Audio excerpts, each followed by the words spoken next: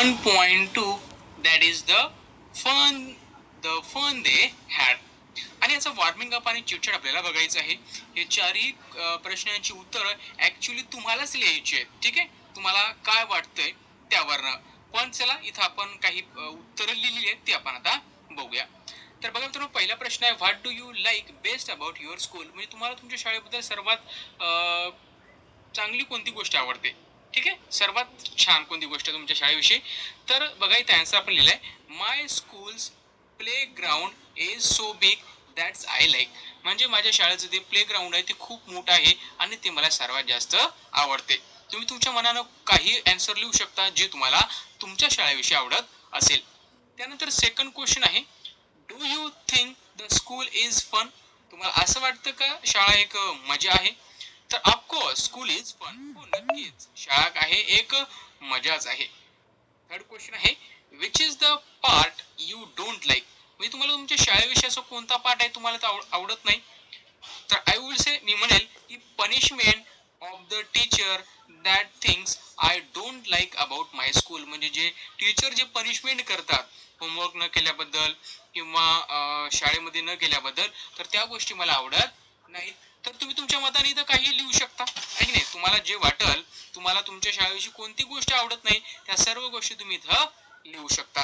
Then fourth question आहे, how often should the teacher give you a test. म्हणजे तुम्हाला किती वेळा टीचरने टेस्ट द्यायला पाहिजे असं तुम्हाला वाटते.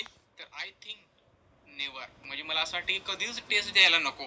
Teacher should not give a test. म्हणजे टीचरने कधीच टेस्ट द्यायला नको, नुसतं शाळेमध्ये बसा आणि घरी या, असं मला वाटतं. तसं तुम्हाला काय वाटतं ते तुम्ही नक्की तिथं लिहू शकता. त्यानंतर आपल्याला दिलं आहे क्लासिफाय. आता क्लासिफाय मध्ये काय करायचं बघा, इथं एन्शियंट आणि इथं modern. You have to solve this by yourself. Okay, चला समोर जाऊया. हे तुम्हाला समजलं असेल. आय होप तुम्हाला सॉल्व करायचं एकदम सोपं आहे. यातल्या कोणत्या गोष्टी फ्युचरिस्टिक असतील किंवा तर मॉडर्न असतील किंवा एन्शियंट असतील हे तुम्हाला इथं लिहायचं आहे. खूपच सोपं आहे. यातल्या कुठल्याही गोष्टी तुम्हाला वाटत असेल की बायसिकल बघा मॉडर्न मध्ये आहे आणि फ्युचरिस्टिक मध्ये आहे. बायसिकल मध्ये काही चेंज होऊ शकतो. त्यानंतर व्हील्स काय तर हे एन्शियंट आहेत, मॉडर्न सुद्धा याच्यामध्ये काही असू शकतात. ठीक आहे, तर तुम्ही लिहू शकता. त्यानंतर ब्लॉक कार्ड बघितलं तुम्ही, हे एन्शियंट आहे. टार रोड हे सुद्धा एन्शियंट आणि मॉडर्न मध्ये लिहू शकता. शिप बघितलं तर हे फ्युचरिस्टिक पण असतील. शिप म्हणजे काय तर जहाज, तर याच्यामध्ये सुद्धा भविष्यामध्ये बदल होऊ शकतो. चला आता समोर जाऊया. हे तुम्हाला सॉल्व्ह करायचं आहे. त्यानंतर सेकंड क्वेश्चन आपल्याला दिलेला आहे, listen to the pronunciation of these word. आता खाली काही वर्ड दिले आपल्याला, त्याचं प्रोनाउन्सिएशन आपल्याला ऐकायचं आहे. And practice is saying them properly your self. आणि तुम्हाला ते सांगायचे. तर बघा इथे दिलेलं आपल्याला ग्रँडफादर. ठीक आहे, तुम्हाला इथं प्रोनाउन्सिएशन करायचं आहे, प्रोनाउन्सिएट करायचं आहे. जिओग्राफी, सॅटिस्फॅक्टरी, सुपिरियर, प्रोनाउन्सिंग, बेचा, नॉन चॅलेंटली.